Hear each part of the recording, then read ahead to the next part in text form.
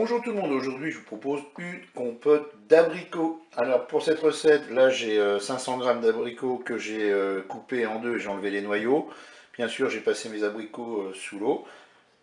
Il me faudra 50 g de sucre et 50 ml d'eau. Alors attention, ne tentez pas de mettre 1 kg de fruits parce que vous risquez d'avoir un problème à la décompression de l'appareil.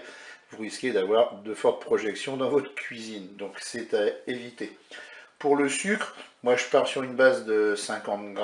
Si c'est pas assez sucré, ça dépend en fait du taux de sucre, je dirais, de vos abricots, bien, vous pouvez tout à fait en rajouter. Allez, c'est parti pour la recette. On va tout simplement déposer dans la cuve les abricots. On va ajouter le sucre. On mélange. Je vais ajouter mes 50 ml d'eau.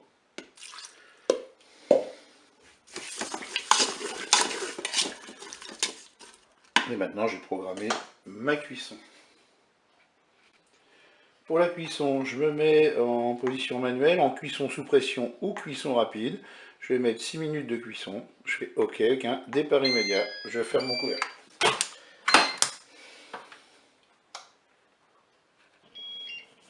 Allez, la cuisson est terminée. Je vais ouvrir mon cookéo. Je vais maintenant mixer dans la cuve avec un mixeur plongeant. Si vous avez peur d'abîmer votre cuve, vous pouvez très bien mettre ça dans un autre récipient pour mixer. C'est parti.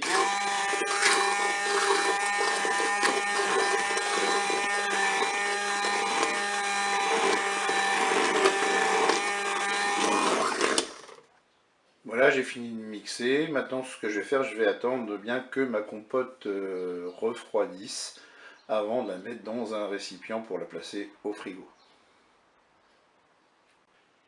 J'ai placé ma compote d'abricot dans un saladier que je vais mettre au frigo pendant au moins 2 bonnes heures. Je vais même mettre un petit film alimentaire pour protéger.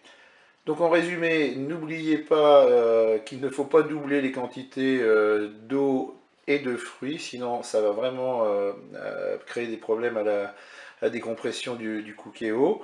Vérifiez aussi que votre réservoir derrière votre cookéo soit bien vide pour éviter un écoulement. Et bien écoutez, je vous dis au revoir et à bientôt pour d'autres recettes au cookéo.